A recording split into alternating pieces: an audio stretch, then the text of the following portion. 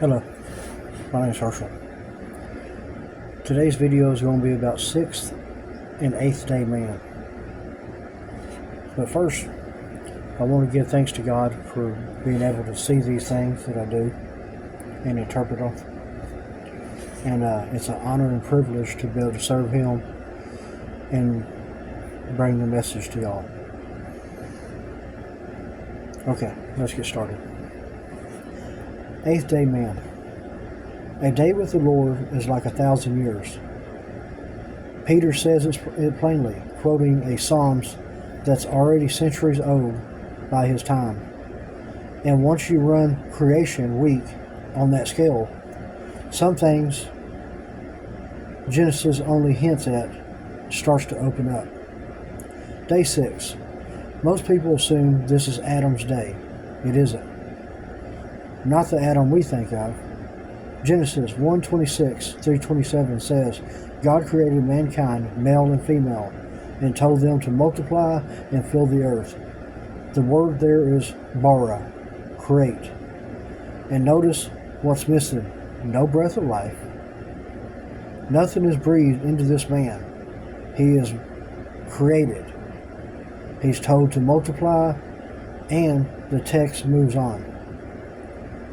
That's on day 6.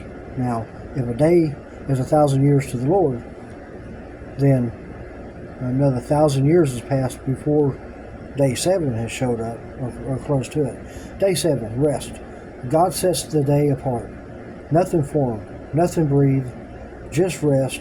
And Hebrews later says that rest is still open, still waiting, never used up. Day 8. Notice the difference here between day 6 and day 8.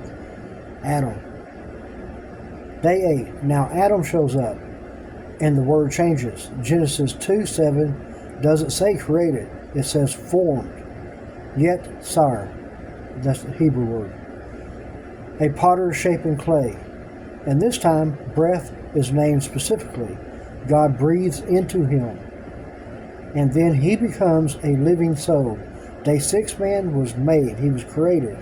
Day 8 man was completed. Formed. Breath of life breathed into his nostrils. Completed. Had the spirit in him.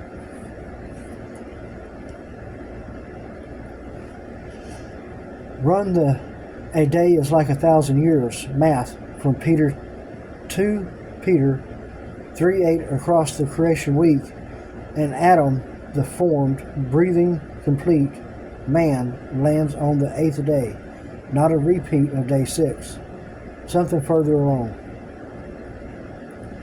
That's not a coincidence, setting alone either. Genesis 17:12 set circumcision on the 8th day, the sign of the covenant, cut into a body specifically on day 8, not before. And when it was skipped, God wasn't casual about it.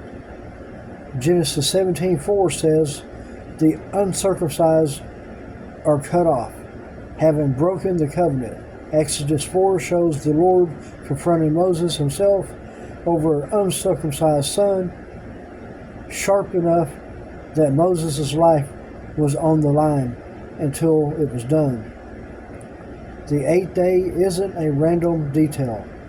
It's marked every time as the day completeness gets sealed. And it doesn't stop with Adam. Paul calls Christ the last Adam in 1 Corinthians 15. The first Adam, a living soul. The last Adam, life-giving spirit. After the resurrection, Jesus breathes on his disciples and says, receive the Holy Ghost. The same act God used forming the first Adam, church tradition has long called the resurrection itself the 8th day. The day past the finished week, the start of a new one.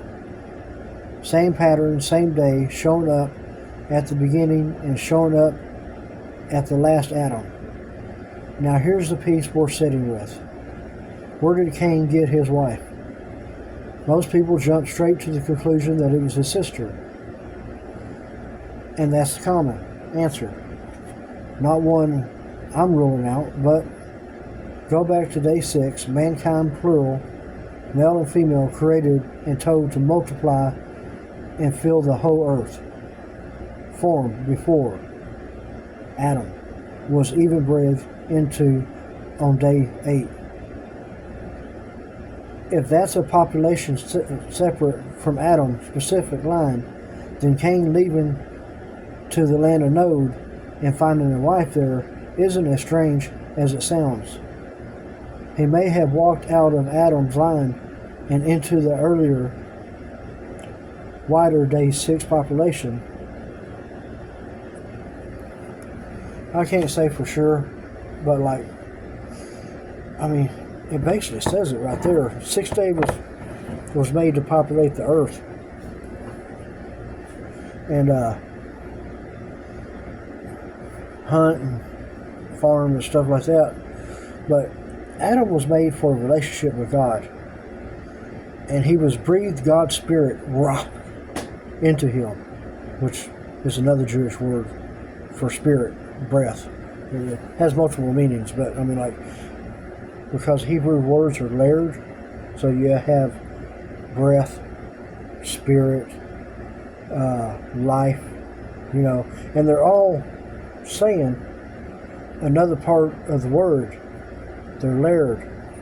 So some of those words can have up to 10 different meanings.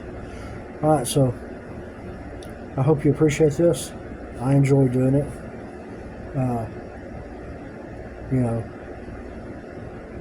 What I get out of it is your thumbs up,